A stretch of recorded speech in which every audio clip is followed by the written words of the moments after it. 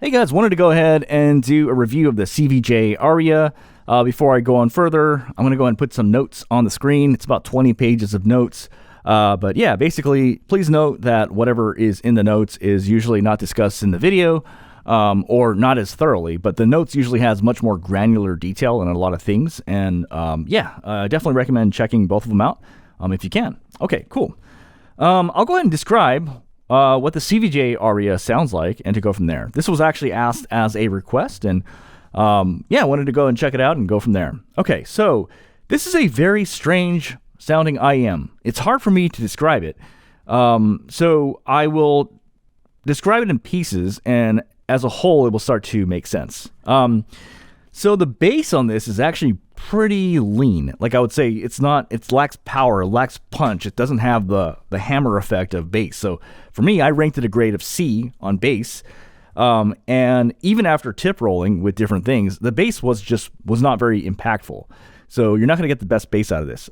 I do think I ran into a dilemma. So I tried the Kiwi Ears Flex, and the Kiwi Ears Flex definitely helps the bass, but what it does is it also dulls down the vocals a bit. So that's the first thing. The tonality of this, I would actually describe next thing we got to talk about is sub bass. So the sub bass is actually, I would call polite. So if this is correct, as in like, this is probably how the people making the song wanted it to sound like. And then this is like above correct, and then this is like Beats by Dre, like burr, burr, burr, burr, burr, burr. And then this is like polite. This is a weird category, but I would call it polite, but it's actually kind of strange. Tonally, as in the bass and sub bass, the way tonally, it is not neutral. It is actually technically above correct. However, imagine if the speakers, the subwoofers, are in another room.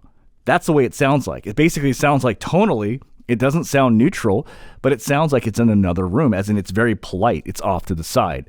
And then what comes front and center is the vocals on this. So now the vocals are a little strange on this. It's hard for me to explain, so I'm going to explain these in a lot of little different nuances.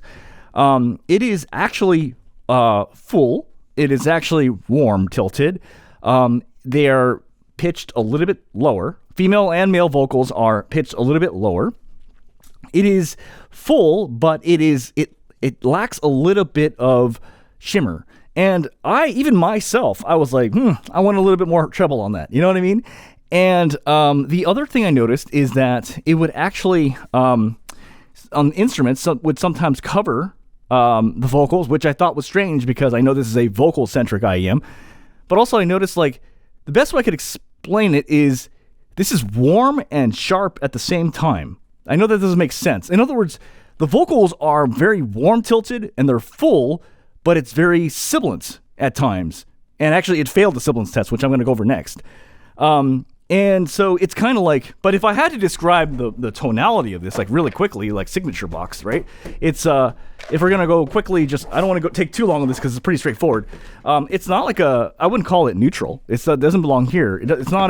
It's more of a warm tilted sort of sound. So it's not that far off from like I would say a Dunu SA6 Mark II, like warmth wise. It's not that far off from a Dusk. It's actually pretty close in warmth actually to that. And not that far off from the DD High Surface, not that far off from Duna Kima 2, not that far off from like Truthy or Pure, not that far. Like it's warm. Like the vocals are warm, but it's warm and sharp at the same time. And it also smears at the same time. So I actually don't like the way, personally for me, I actually don't like that. I also think in general, like, okay, let's go over this. Okay, so that's female vocals. Male vocals are on point, like perfect. Like I thought the male vocals were done like really perfect on this. And in terms of soundstage, it's actually very wide. I'll admit, I'm not the best at describing soundstage. What I am pretty good at is like if it's really bad or if it's like really good. But I'm not really good at the nuances. But I would say it was pretty good. Like wide spaces, wide areas. Like a lot of the areas, I was like, hey, that's noticeably large.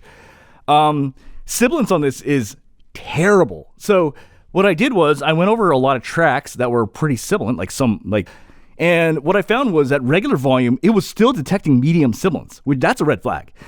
And then when I would crank up the volume a bit, it would be like all like high, high, high, very high, very high, very high. So that this gets really spicy. Like, this is bad. Like, this is like not good for spiciness. So it's weird in that it kind of has the warm and full tonality in vocals, but at the same time, it's sharp is the best way I can describe. And it's smeary.